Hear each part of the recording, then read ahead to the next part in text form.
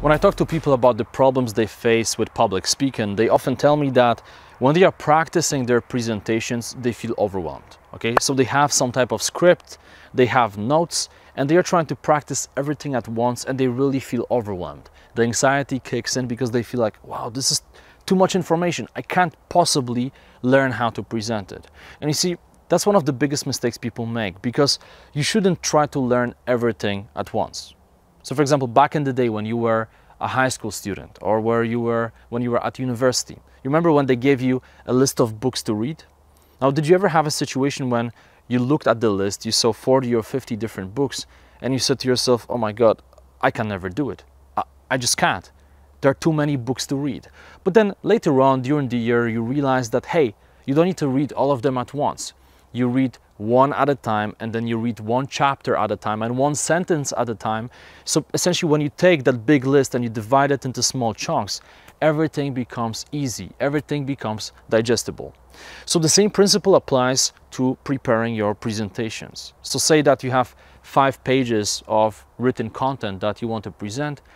Don't try to approach it at the same time.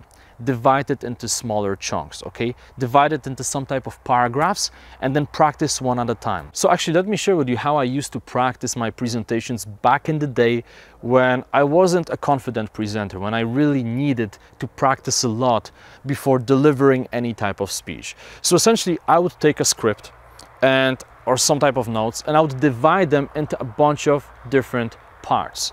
And I would start with part 1. Now, I would read it a bunch of times, then I would present it verbally, so I would literally talk to myself, and afterwards I would set up my phone and I would record myself present that part. So literally I'd put my phone 2 meters away and I would pretend that I'm presenting in front of an audience. And afterwards I would watch that video, looking for all the things that I can improve, and then based on that feedback I would record another video, and that's when I feel ready to move to part number 2. And basically I would do the same thing for every single part in my notes.